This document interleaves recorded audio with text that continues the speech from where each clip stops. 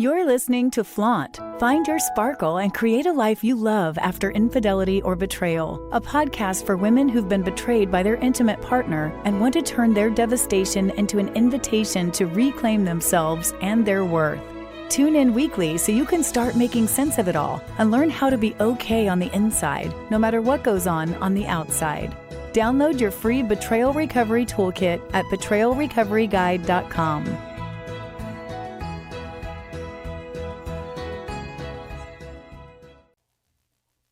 We call it the shattering, that moment where everything breaks, where you find out your partner has been unfaithful and your entire life, your entire relationship, everything that you worked so hard to create is not what you thought it was.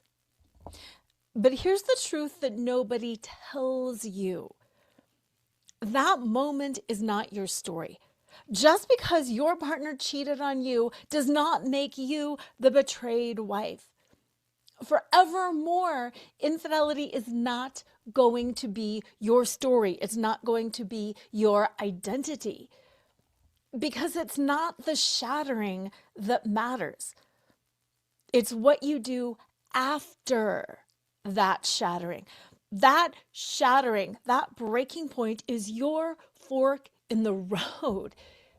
It's a doorway. It's a threshold. It's the moment where illusion has completely collapsed and the truth has finally been revealed. Not to punish you, not so you can suffer, not because you did anything wrong, but so you can choose, so you can finally be in the truth, know the truth, and consciously choose how to move forward. Yes, your identity has broken in service of you either reclaiming that most authentic sense of self that you slowly let go of along the way, or in service of you finally coming back home to yourself and rebuilding your identity as it should have been all along. The breaking, the shattering, that gutting is not your story. It is your threshold. And what direction your life takes next is up to you. If you're listening to this and thinking, yes and no, that's exactly where I'm at, and I get it, but oh my gosh, I am sucked down by this because this is who I was and this is who I am. And you have no idea how long I have worked for this and what I have sacrificed to build this. And all of a sudden I find out that it's not true, blah, blah, blah, blah, blah, blah, blah, blah, blah.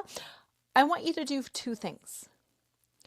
First, I want you to take a breath and move out of your head, out of all those stories, all of those justifications, all of that noise that is in your head. And I want you to just take a breath and move into your body. You can go into your head later on if you want, but right now, drop into your body and just breathe. Because today's show is all about reorienting you after infidelity or betrayal. Today's show is all about anchoring you, stabilizing you, and helping you see clearly what this moment of time is and what this moment of time is not. Before we move on, I want to remind you to be sure to subscribe to the podcast so you don't miss an episode. And if it has been helpful to you, would you please consider leaving a review so other people who are in your boat, who have been where you and I are at, will know that this is a safe place for them and they too can get the help that they need. All right. I am recording this podcast in January of 2026. And what I want to do before we get into this show is lay out the structure of this year a little bit. Yes, I've got some amazing guests. I've got some amazing things coming up for you, but I also have a very clear structure that I want to take you through this year. The first quarter of this year, I want to do a lot of talk about thresholds. The threshold is that moment of choice where what we choose radically changes the trajectory of our life. And we're going to talk about thresholds in all sorts of ways because it's powerful. It's palpable. I mean, even when you think about the cheater, there's that moment where they actually make the decision whether to cheat or not. And once they make that decision, everything shifts. And it's a serious, significant decision that impacts so many people. And that is the threshold moment. And the thing is, you have threshold moments too, but when you're on the receiving end of infidelity or betrayal, sometimes it's hard to see those threshold moments because we are so off balance, because we are struggling, because we're trying to rebuild our sense of self and we're trying to grapple with so many different questions and make so many different decisions. We sometimes are not able to pull back and see the bigger picture and see the significance of the choices and the behaviors and the thoughts that we are thinking early on. So that's why I want to spend this whole first quarter really taking a deep dive into those threshold moments, what they are, what they mean, and most importantly, how you can make the best of them. Not only so you can capitalize on them for the future to actually create a life that you are proud of, that you feel safe in, that you actually love, but also so you don't have regret. Regret is one of those things that, well, I personally hate feeling regret, but it's something that so many of the women that I coach will talk about. They're like, I really don't want to regret this. I want to make a decision that I feel confident with because I don't want to wake up in 10 years and regret staying because he cheated again. Or I don't want to just leave and ruin my family and then again, 10, 15 years down the road, really feel regret over what I did when I really think it could have been repaired. So that's why I'm spending a whole quarter on these threshold moments. So you can find peace, so you can prevent regret, and so you can become soft and clear and focused with who you are and what you want in a non-pressury sort of way, but in a deep, grounded, and resourced way. The second quarter of the year, I'm going to talk a lot about discernment. Discernment is huge. Discernment is huge when it comes to trust. How do we know who to trust? How do we know when to trust? How do we separate truth from lies? How do we separate our desires from the desires of everybody else? I was just on a flight, and I'll say more about why I was on a flight later, but I was watching the movie The Notebook. The Nicholas Sparks one, and I had seen it before, and it was just on the flight, and I was like, I'm going to watch that. And there's a moment where Noah and Allie, if you've seen the movie, have come back together. And she's having troubles deciding if she should stay or if she should go. And he kind of yells at her in frustration, like, You have to figure out what you want. Not what your mom wants for you, not what your family wants for you, not what I want for you, not what your fiance wants from you, not for what anybody else wants, but what you want. And in the movie, she was really flustered and she was really confused. And I just thought, wow, there is so much about that. That is that discernment. What do I want? And who can I trust and how can I do it? So we're going to spend all second quarter on discernment. Third quarter, we're going to move into sovereignty. What does that mean? What does it mean to own your power? What does it mean to have full agency over yourself and your life? How do you enter into a partnership and still have agency and sovereignty? Where are you an individual? Where are you a couple? Where are you a mom? Where are you? All of that good stuff. So we're going to go into sovereignty. And then fourth quarter, we're going to talk about the return to self. We're going to talk about embodiment. We're going to talk about presence. We're going to talk about integration of all of this. We are going to take this year through a complete healing cycle. So that by this time next year, you will have been through it all. You will have completed a whole revolution around the sun, and you will be integrated and healthy and whole and complete. Alrighty. So let's get back to today's episode. Let's get back to the shattering. D-Day, the moment of discovery, that time where everything changes and the life you thought you had, the person you thought you knew was absolutely not the person you thought you knew, and it was absolutely not the life that you thought you had. I want to be clear. This moment of shattering is intensely painful. It's destabilizing. It's scary. It's hard to wrap your mind around. And it's really hard not to internalize it as being your fault or being something you should have known. But I also want to be clear, this shattering, it's not the affair, it's not the divorce, it's not the diagnosis or the job loss or any of those other things, the death. It is not that moment. Yes, in all of our lives, we have life before and then we have life after. But that moment is the moment that I'm talking about here. That shattering, that knowledge, D-Day, whatever it is. What that really is, what that moment is, it's the moment that you can no longer live inside the illusion you thought was real. It's the moment you can no longer live inside the illusion you thought was real. Whew.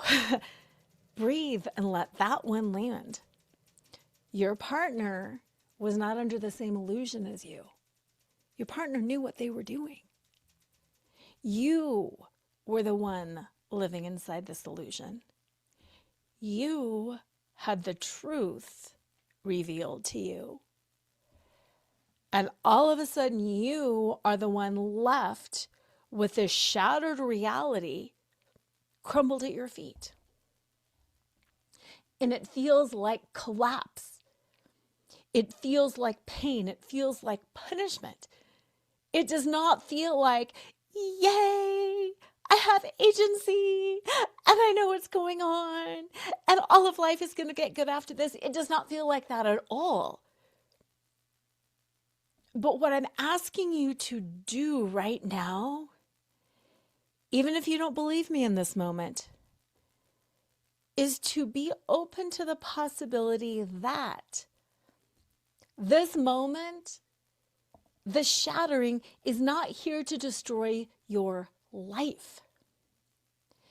It is here to reveal, to shine the light on where you have been living inside of a story that isn't true. And again, just let that land, because it is so mind bending to think. I mean, in my case, my partner cheated for 15 years. Even now, 8 years later, it's hard for me to be like, whoa, I lived an illusion for 15 years. I lived an illusion for 15 years. Here's what I want you to think about. Think about all of the world's religions.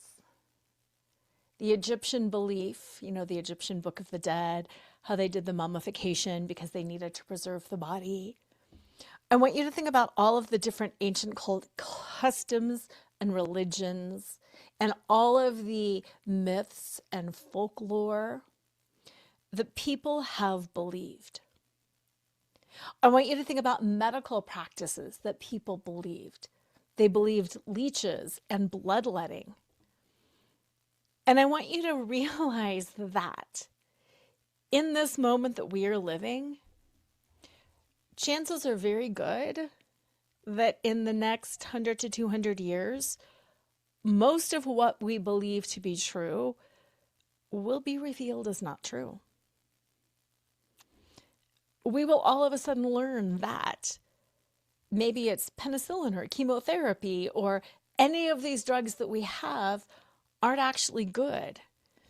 In the same way that we used to think bloodletting leeches were good. I want you to think about all of the developments that are going to break illusion and let us expand our mind into certainty that something we didn't think was real is in fact real. Whether it was like the telescope letting us realize that, things are made out of atoms. Atoms have protons, neutrons, and electrons. Wow, we could never see that before. So whether it's being able to see things smaller and smaller, or whether it's things like the Hubble telescope and going out further and further, truth is going to be revealed. And sometimes that truth is destabilizing. But there's no judgment around the revelation of truth. And I know betrayal feels personal. I know it hurts. Oh my God, I know it hurts. But my aim for you in this episode is for you to be able to just pull back, zoom out, and to see what else this moment really means. What else this moment really is, because it is a fork in the road. Down one path, once you've learned about D-Day, once you have the truth revealed to me, you can choose to go down the fork of continuous survival mode, looping the story, collapse of your old identity, and you can then retain the identity of victim, the identity of betrayed wife, the identity of neglected partner, martyr, whatever it is, unfair. What is the identity that you are holding on to? What is the identity right now that you are believing after infidelity? When I first found out, I felt so sorry for myself. And it's not that I wanted other people to feel sorry for me, but I wanted them to see, oh my God, Lora is so good and so kind and so sweet and so tries so hard. And I wanted people to see and Sean, well, he's a dick because he did this to her and she tries so hard. That was the truth that I wanted to be known early on. I wanted it to be known that he screwed this up. He made this choice. I didn't do anything wrong. This was him. And then as I sat with that, I started to realize, but what does that make me? what does that make me? Because I don't want to be the fool. I don't want to be the one who's taken advantage of. I don't want to be the one who's used. I don't want to be poor Laura. Like, oh my God, I can take care of myself. I can totally take care of myself, and I don't need your help, and I don't need your pity, and I don't need. So then it kind of like moved me into this tough chick stance. I don't need anybody, and I'm going to do this. And, blah, blah, blah. And then it was like, wait a minute, that's not my identity either. I'm not a victim, and I'm also not this tough chick who doesn't need anybody. I am Laura.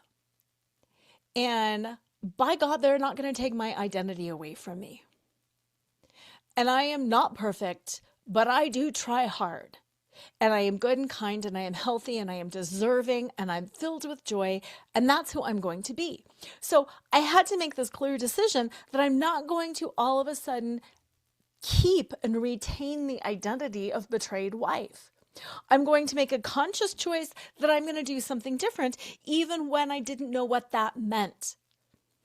I didn't know anybody who had done what I had done. I knew people whose partners had cheated on them and kind of brushed it under the rug.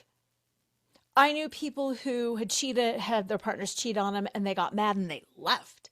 Like, I knew a lot of different narratives, but I didn't know somebody personally who became healthier through betrayal.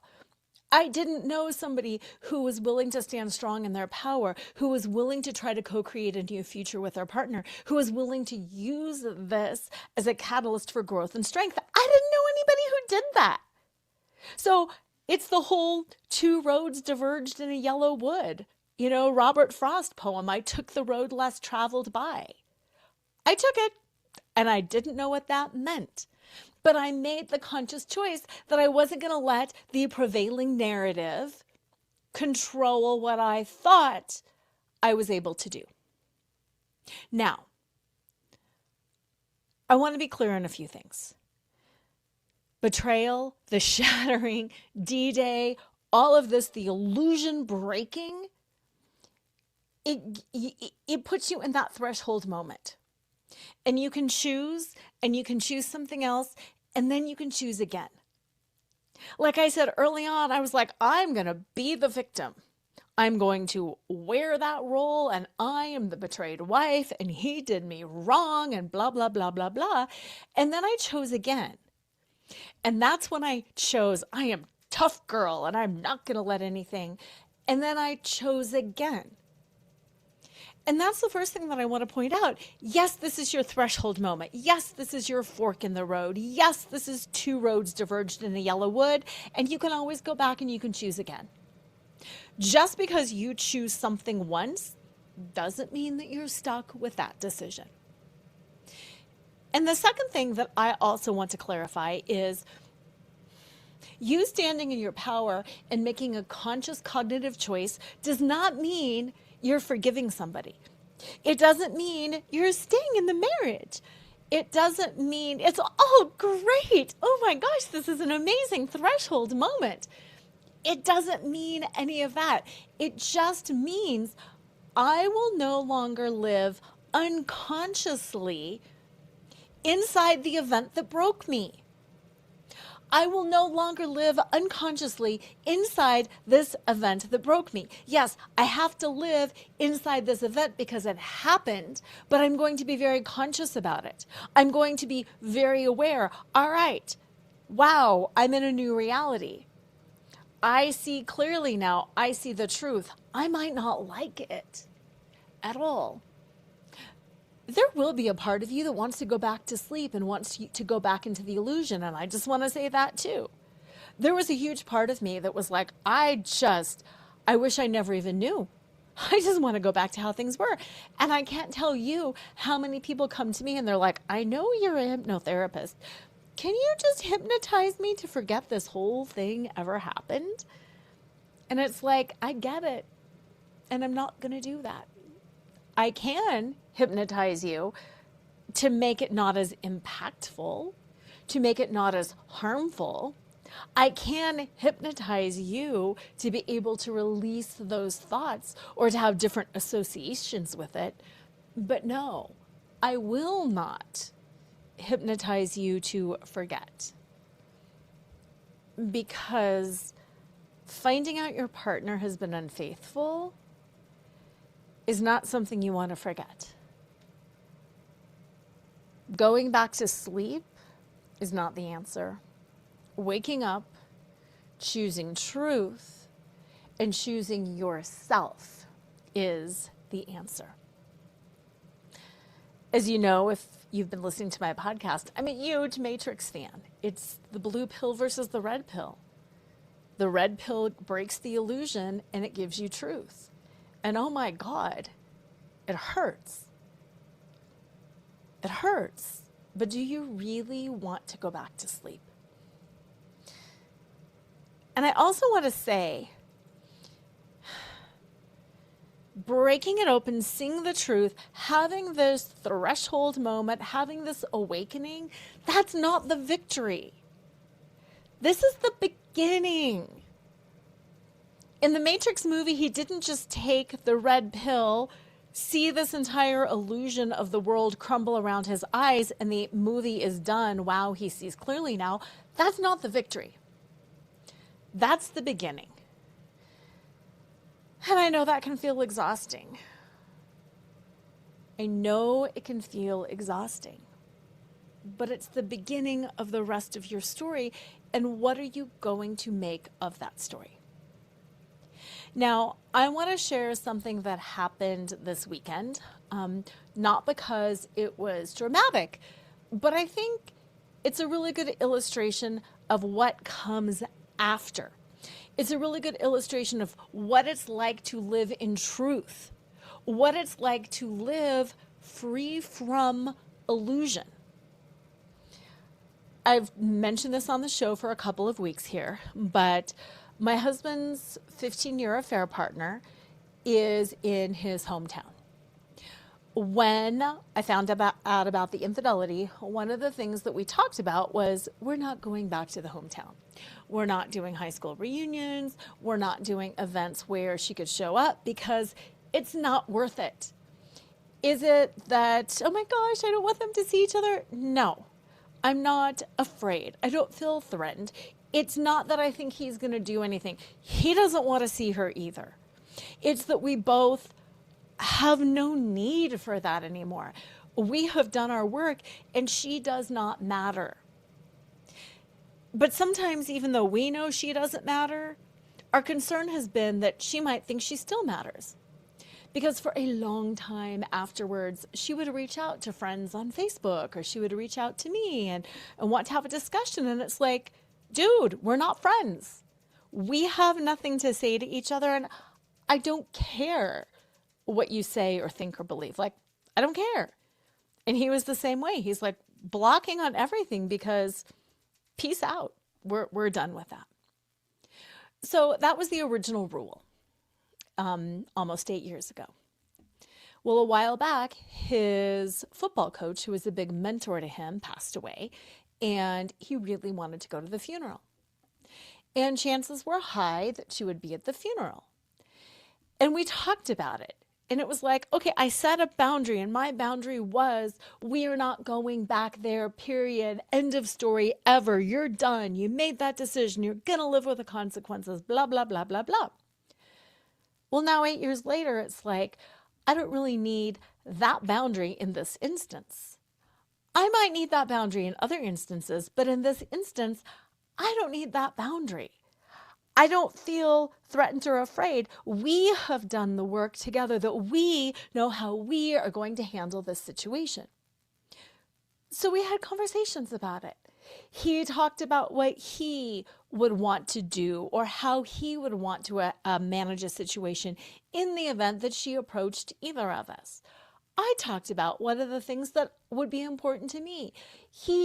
I thought this was great. He talked to his friends that he knew that were going to be there, and he let them knew what happened and what his concern was. And could they kind of also assist if she started making a scene to step in, if she started to approach, to keep blocking. He reached out to other people to keep me safe, to keep him safe, but most importantly, to keep us safe. So we had the conversation with ourselves. He had the conversation with other people that he knew. We were prepared. And this is what I want to illustrate from this story. This is 8 years after D-Day. We are still managing this because this is our new story. This is our new identity. This is the new way we are a team. This is the new way we are proactive. This is the new way we are vulnerable and share with each other. This is the new way that we support each other. That moment of D-Day changed everything. This is not how we had communication before. We have grown in our connection. We have grown in our communication. We have grown in our authenticity and vulnerability. Like when we were out there, his friends would say like, oh, hey, I listened to Lora's podcast. Is that mortifying for him? I think pre-D-Day it would have been. And now he's like, yes, that's something I did. Like he said a few times, I did this and now I need to stand in it. And I need to own it without shame, without fear, but with integrity. Yes, this is the mistake that I made. And going forward, this is who I am. And this is what I do for myself. And this is what I do for the relationship. And then same thing, meeting some new people who didn't know, when people talk to me, what do? I work with infidelity. It brings up a lot. But he didn't have shame around that. I'm not weird about it. I'm not hiding that it happened to me or to us. We are an integrated team and we are continuing to act different because of this moment. So when I said this is not, the betrayal is not the victory. It's the beginning. 8 years later, we're still living this story. It's just that it's a better story. It's a more powerful connection. We had a very good experience at the funeral this weekend. We actually didn't really even end up seeing her. And you know what? That's totally fine. We weren't looking, but we weren't not looking either. But we could also relax because we had things in place to protect us. So we were proactive.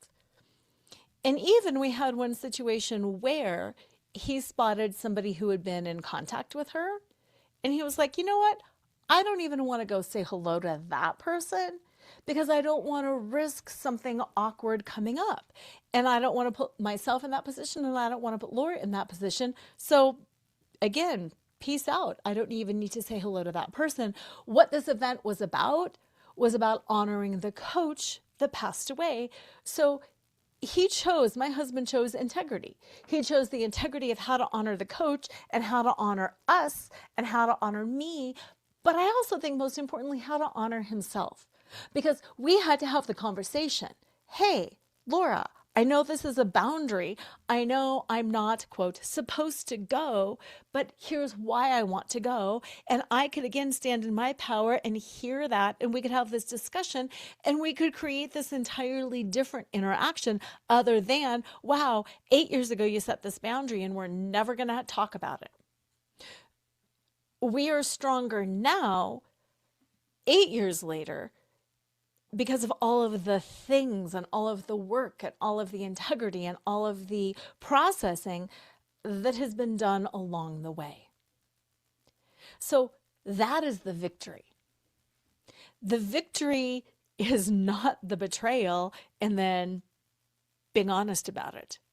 The victory is not D-Day. That is the beginning. Here we are 8 years later with yet another victory.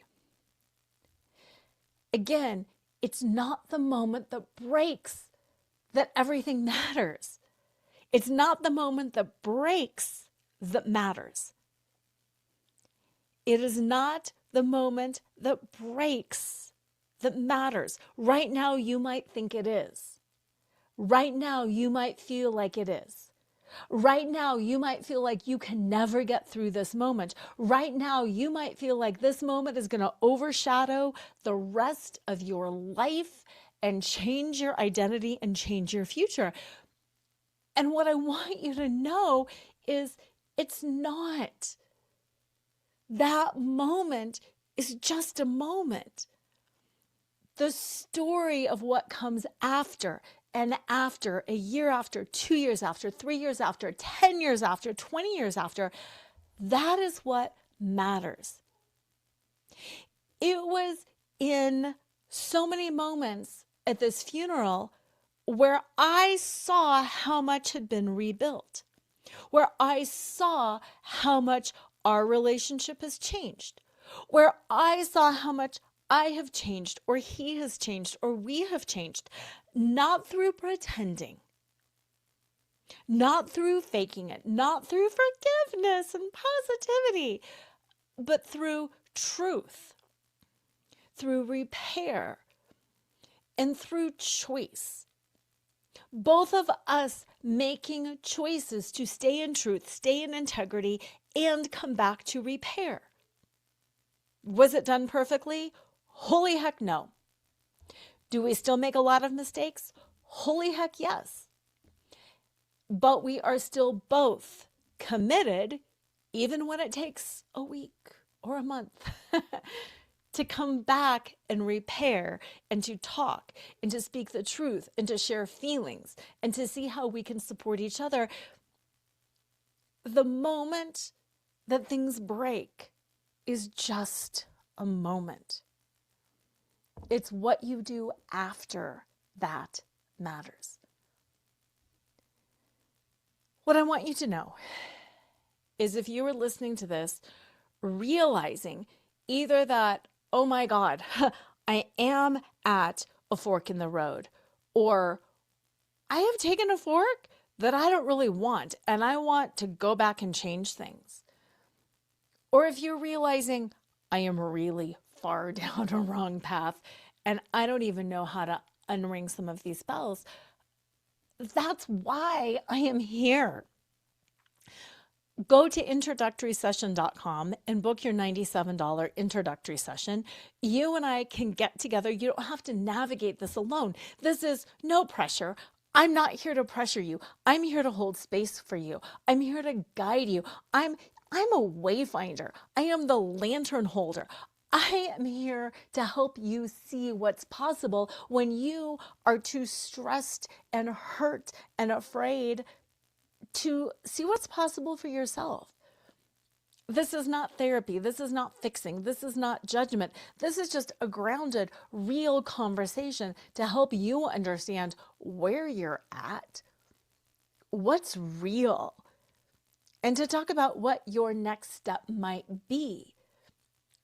You can find that link in the show notes to introductorysession.com, only if it feels safe. No pressure, but just know that I am here anytime you need me. Now, in service of getting you to think a little bit more too, in service of getting you to move beyond the pain of that moment, the pain of that shattering, the pain of your entire life and what you thought was real crumbling and falling down around you, I want to ask you a few questions. The first question is, what is the moment you are calling the story that is actually just the doorway? What is the moment that you are calling the story that is actually just a doorway? And there might be several things there. I know when I first found out, it was the story is Sean betrayed me. My husband cheated on me. That was the story that I wanted to tell. You wouldn't believe what he did. I did not see it then as the doorway. What is that moment for you? And what would it be like if that moment was the doorway. What would it be like? And then the second question is, where are you still living inside that shattered reality? Where are you still standing in the middle of that rubble, trying to either live from that place of shattering or trying to repair what was broken instead of boop, boop, stepping out of that shattering and finding something new? And I want to be clear that sometimes we can live inside of the shattering in certain ways, and we can evolve and launch away in certain ways. So that's what I really want you to be clear. Are you still living inside the shattering in certain areas? And then my last question right now is, what illusion did betrayal collapse that you can't unsee? What illusion did betrayal collapse that you can't unsee now? And I'm going to tell you a little story on that too. And this is by no means calling down my husband. I want you to know that. He is a traumatized person. He has complex PTSD based on his childhood. It's who he is. He has PTSD the same way some people might have a birthmark or a limp or a missing digit or finger or toe or a cognitive shift that is different. He has PTSD the same way other people have different things. I did not know that. I thought he was just like me. I thought he was just like many of the people that I knew that have pretty functional, happy, healthy childhoods. I did not know that he had PTSD. So I treated him like I hate the word normal, but I treated him like a normal person. I treated him like somebody who did not have triggers. I treated him like somebody who did not have PTSD. The betrayal collapsed that illusion for me. It made it clear and real that this is who he is, and because of his PTSD, this is what he is and is not capable of. And before we go too deep, yes, therapy can help. Yes, things like EMDR can help. Yes, coaching works. Yes, energy work works. Yes, all of these things work. And yet still, when somebody has PTSD, they still have PTSD. They can be more triggered and they can be less triggered, and depending on what's going on, it's a continuum. But he has PTSD. This means he is, quote, limited in certain ways. I see him differently now, and it is enormously helpful. And here's what I want to say around that. Before, I would lean into triggering him, and I didn't know that that's what I was doing. I would lean into confrontation. I would lean into, you got to do this, and you got to do this. I would lean in the way I would lean into other people. Yet his response was always vastly different. He would go into fight, flight, or freeze. And I didn't know he was going into fight, flight, or freeze because he had PTSD and because I was triggering that PTSD. I just thought he was being a jerk. I can't unsee that now. When he's overwhelmed now and he goes into fight, flight, or freeze, I see somebody with PTSD who is going into fight, flight, or freeze. And it changes my reaction. It changes my feelings about it. Because before, I would think he's being a jerk. He's ignoring me. He's intentionally shutting down. Dang, he's being argumentative. And I would create this story in my head about what it meant. It means that he's got a temper problem. It means that he is lazy. It means that he is, you know, those stories? Like when your partner triggers you and you go, yes, blah, blah, blah. It means something different now. Now I know that it means he is having a PTSD trigger. It's not about me.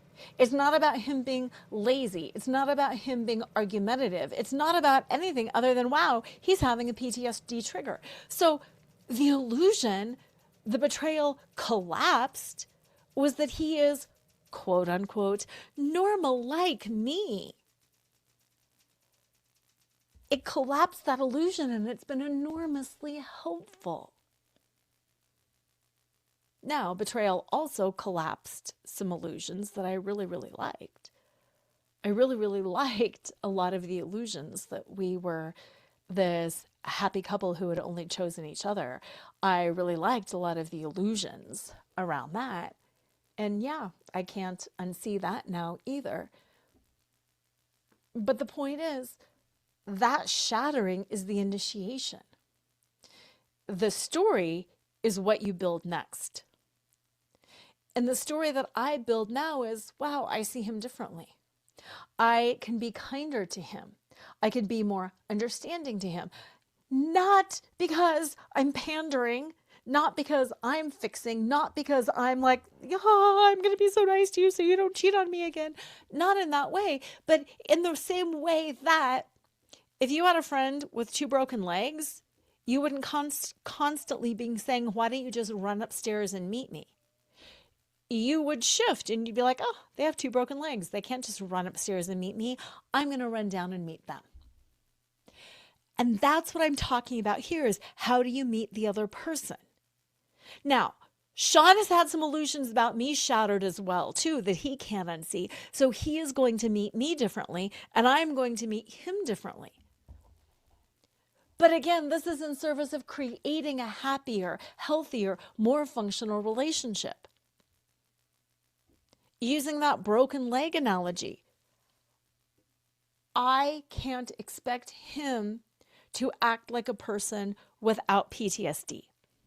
If I am going to choose to be in a relationship with him, I have to be conscious and aware that I am choosing to be in a relationship with somebody who has PTSD, which means I am going to have to do things differently.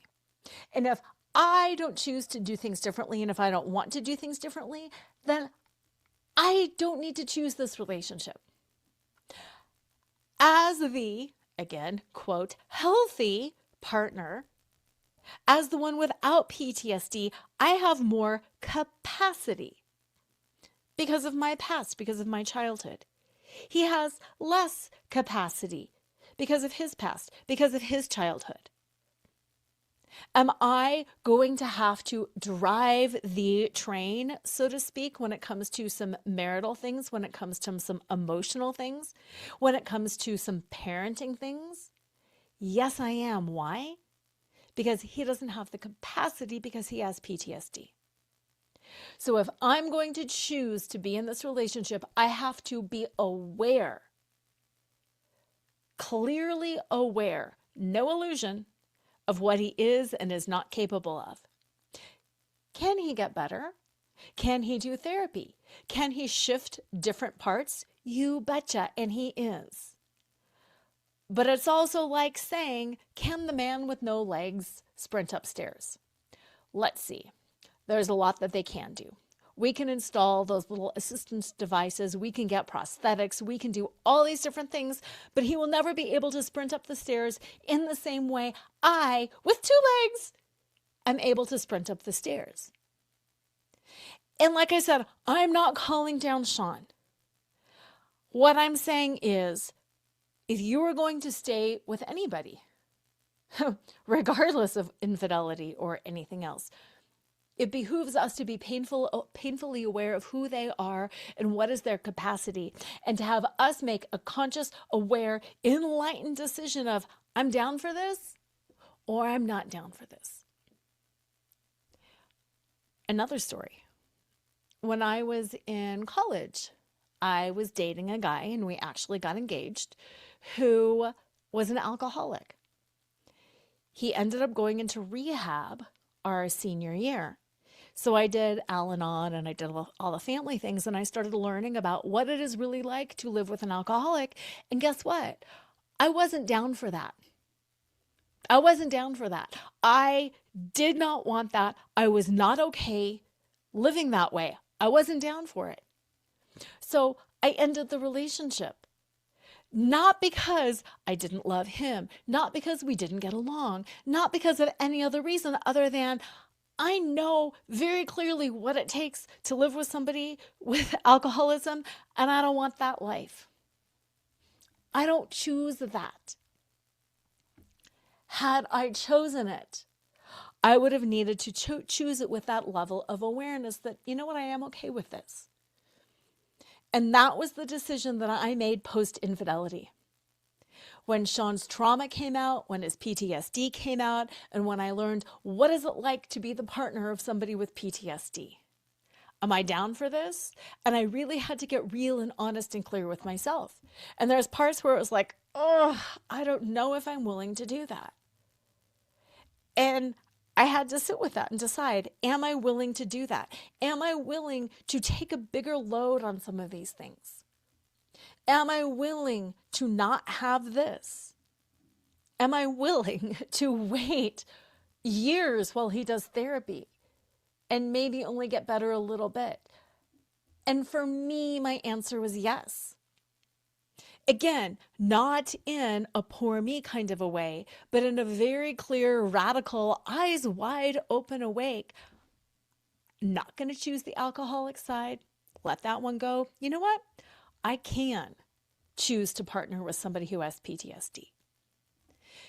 And whatever you choose or don't choose is up to you, because that again is this shattering of the illusion. Who are you? Who is your partner? And this choice goes both ways. Sean has to choose to deal with me. Sean has to look at my warts. He has to look at my capacity. He has to look at my flaws. And he also has to choose, yes, I'm willing to do that, or I am not willing to do that. If you and your partner each choose each other with eyes wide open, knowing what it takes, that's the beginning of the journey. That's that full first step. And if you say, I don't want it, that's also the beginning of your journey. That's also the first step. Because you can't unsee what the truth is right now. And that's where your story begins. This is the structure that creates safety. This is the awareness of what is, not what you wish were, or what only could have been, or what might be if. This is the structure of this is what it is. And then your life unfolds. Choice happens slowly, step at a time. Sometimes one step forward, sometimes two steps back. Your agency returns incrementally as you move forward, as you see the truth more clearly, as you're ready for more. I want you to know, if you're standing in this moment where everything broke, if you are still living in this moment where everything broke, this is not the end of your story. This is not the place you stay trapped. This is the moment where you get to stop living inside the illusion. This is the moment where you can start choosing truth for you. Am I willing to do this? Am I not willing to do this? What will I tolerate? And what will I no longer tolerate? And that choice, those choices are made slowly, imperceptibly sometimes, but consciously. And that's what changes everything. Again, if this episode has helped you reframe that moment, that D-Day, from one of absolute destruction to one of absolute truth being revealed. If you got even the littlest bit of curiosity or understanding from that, please consider sharing it with somebody else who might need to hear this. If you haven't already, subscribe, please leave a review. It really, truly does help other women know who we are, what this is about, and what is possible for them. And just know that you're not alone. Even when you think that you are not alone on this journey. We are in truth. We are here. Sometimes we don't like the truth that we see. But that's why it's important to stick together, to support each other, to comfort each other, to have each other's back, and to guide each other forward one step at a time into truth, into power, and into joy. As usual, have an amazing week, and always remember to flaunt exactly who you are, because who you are is always more than enough.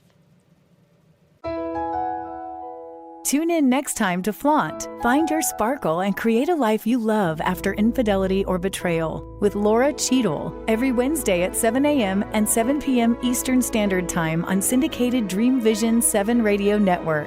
Uncover the truth of what's possible for you on the other side of betrayal and develop the skills and strategies necessary to embrace the future and flourish today. Download your free Betrayal Recovery Toolkit at betrayalrecoveryguide.com.